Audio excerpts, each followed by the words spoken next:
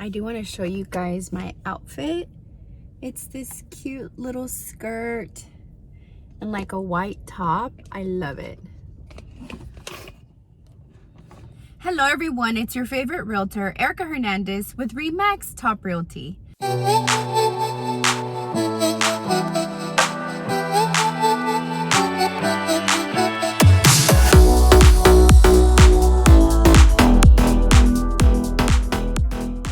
First off, I want to say happy Monday to you as I continue to celebrate this month of May.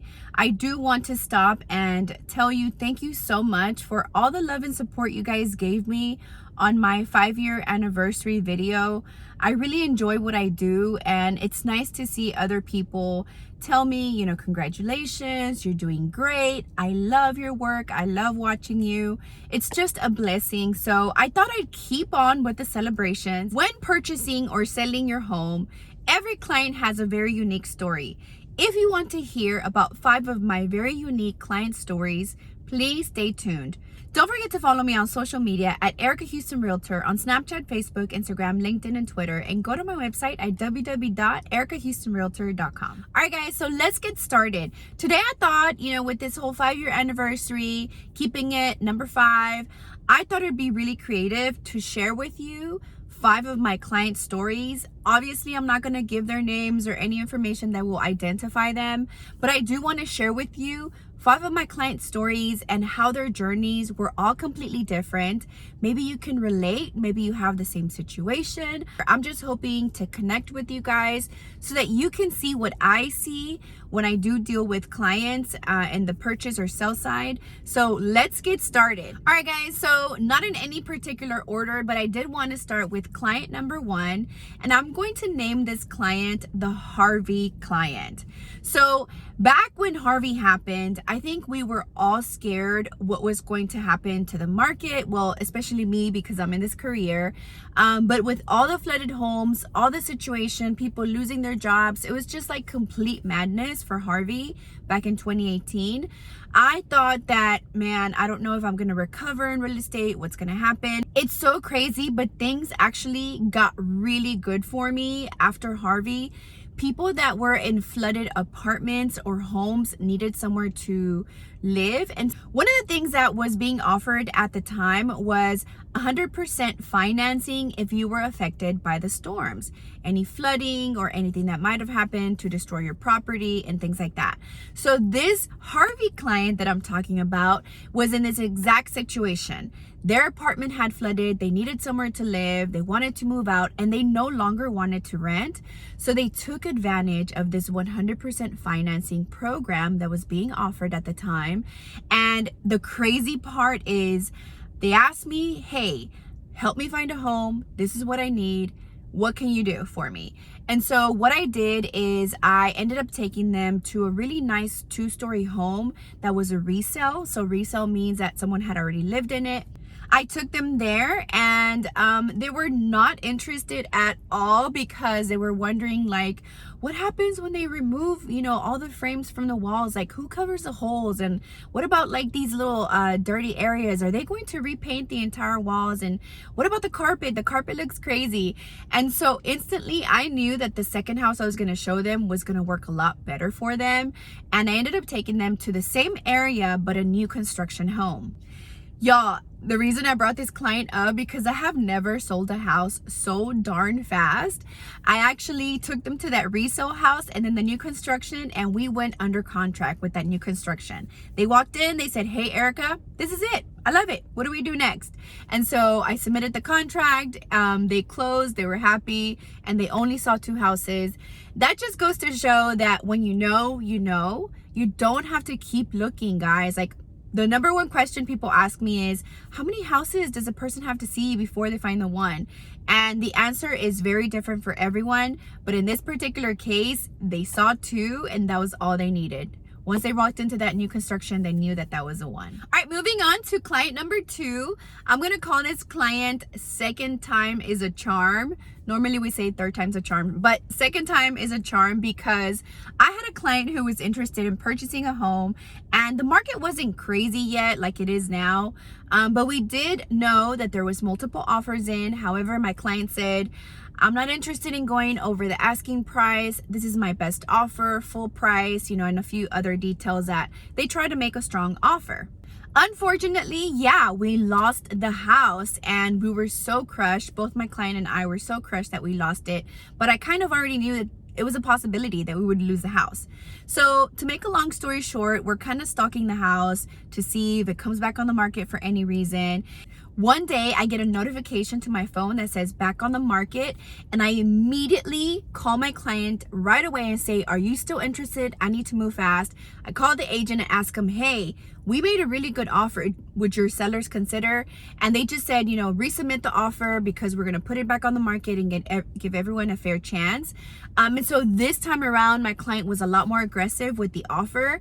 And guys, we ended up winning the deal. So I call this client the second time as a charm because they didn't listen to me the first time, which was okay. That's normal. But if they would have listened to me, we would have secured it. But that house was meant for them. The moral of this story is if a house is meant for you, it's going to be for you. So this one went under contract. The buyer fell out. I'm not sure what happened there. And then we went under contract and we loved it, closed it. That's my client's dream home. She's living there now. All right, moving on to client number 3. I'm going to call this client my senior client. So I worked with a family that had been renting for years and years and years. And it just so happened that recently that client had a ton of problems with the landlord. It was just a mess. They were not having a good time. They just got fed up with renting. And the crazy part is when they were renting, they were actually paying $1,500 a month, which they were comfortable with that, but they didn't own the home. So it was kind of like they were wasting the money. So this family was exploring purchasing a home. They were thinking about it. Do I even qualify for purchasing a home?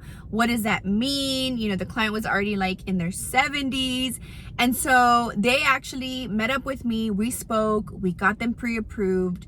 We showed them a few houses. They fell in love with one. We made an offer. We made it all work out.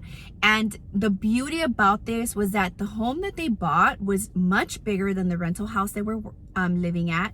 And also their mortgage was around $1,200. And the reason the mortgage was so low is because my client qualified for the over 65 tax exemption. That does give you huge credit, like 75% off your taxes. They had no idea that their payment was going to be that low. So the moral of this story is it's never too late to purchase a home. This family waited a long time, but they're finally into a home and they're paying towards something that they can leave for their children as an inheritance, something that they can eventually either sell or move into, or there's just so much they can do with that home if something were to happen to them. All right, so client number 4, I'm gonna call my boss babe client, and I'll tell you the story. So I did get a call from a single lady that was currently renting kind of inside of the city. I was kind of tired of paying those really high rentals and wanted to see about purchasing a home. So I got them qualified, got them through the entire process, got them into a home that they really absolutely loved. And the home that they actually ended up buying was off market. So I had a good connection at the office, and this person had mentioned there was a coming soon sale in the area that my buyer was interested. And I begged this realtor, please let me in before it hits the market. And I took my client out there when it was still off market. She loved it. She put a full price on it. The seller was happy. The buyer was happy. The other agent was happy. And of course, I was happy as well. My client got into this beautiful home. I wanted to share this story because I want to tell you that most of my clients are kind of couples where there's 2 incomes and 2 people that are making a decision. A lot of my other clients are single ladies, boss babes. I don't even sell to too many single men, which is so crazy to say. I've sold to more single ladies than men, which is crazy. If you're a woman, you're a single lady, you think you can't do it on your own, and it's a weird thing to just move out by yourself, I'm going to tell you today, do not be afraid. If you are considering purchasing a home and you're a single lady, you can do this. I've seen a lot of my clients do this, as single ladies and, you know, boss babes. Like, they have figured out their finances and are not scared to move forward with a brand new home that is theirs, and they don't have to depend on another person to make that decision to purchase a home. All right, guys, client number 5, I'm going to call the off-market thankful client. So let me share this story with you. So I had a listing that hit the market, and immediately after it sold. However, I did get a call from a very interested family who kept asking, you know, I really like this home. If it becomes available, please let me know. Unfortunately, the house never became available, but in the meantime, I did get them pre-approved. I got them hooked up with a lender so they can run their credit and find out how much they could afford. And I told them, right now, my listing is under contract, but let's meet there because I do want to talk to you guys and I want to give you the opportunity to see it just in case it does come back on the market. That way you've already seen it. If you like it, we can move forward with it. So I meet the clients at the property that was under contract just to show it to them. And as I'm leaving, I have to close the gate because there's a gate at this property. And I'm kind of going a little slower than they are. They kind of take off to the other listing I was going to show them in the area as well. And this guy that's like at the corner starts like flagging me down like, hey, can you slow down? Can you talk to me? And I end up talking to the guy, which he was just like at the corner of my listing. And he said, I am right now gutting this house and it's going to be hitting the market. Are those buyers going to buy your listing, or do you think they're interested? So of course I told them, you know what, I have to meet them at the other listing, but I'm gonna loop back around and maybe you can at least show us the inside of the home.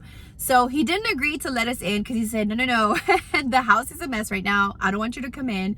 But I got his phone number, and about 2 weeks later, when it was a little more organized in there, it was still being worked on, but I brought my clients out there and they loved the layout. They had not even seen like the cabinets or the restrooms done. It was just like the floors were kind of done, I believe, in the paint, but nothing else was done. My clients immediately told me we need to put a contract on this house. So that's exactly what we did. They were super happy that we got this off-market house that was actually better than what was available at the time. And the seller was happy. My buyer was happy. I was happy that I got them an off-market deal. They did not have to overpay. We actually negotiated a pretty sweet deal for my clients. And it all turned out great. This client kept texting me almost every single day, guys, saying like, we're so thankful for you. You know, there was definitely a language barrier there. They had not been able to connect with other realtors because they only speak Spanish for the most part. And when I sat down and explained the entire contracts in Spanish and explained the entire process in Spanish, they were so thankful. Those kind of clients make it feel so rewarding when they just can't stop telling you thank you and how thankful they are and how happy they are for their family. And so I just wanted to share with you guys a few of the stories. Maybe you can relate with them. Maybe you have your own story. But if you want to make your own real estate story, you guys know you are free to contact me. I always have my contact info at the end of this video. I won't take up any more of your time, but if you're still here, don't forget to subscribe to my channel and hit the notification bell so you don't miss out on any videos. Until next time, thank you so much for watching, and I can't wait to see you.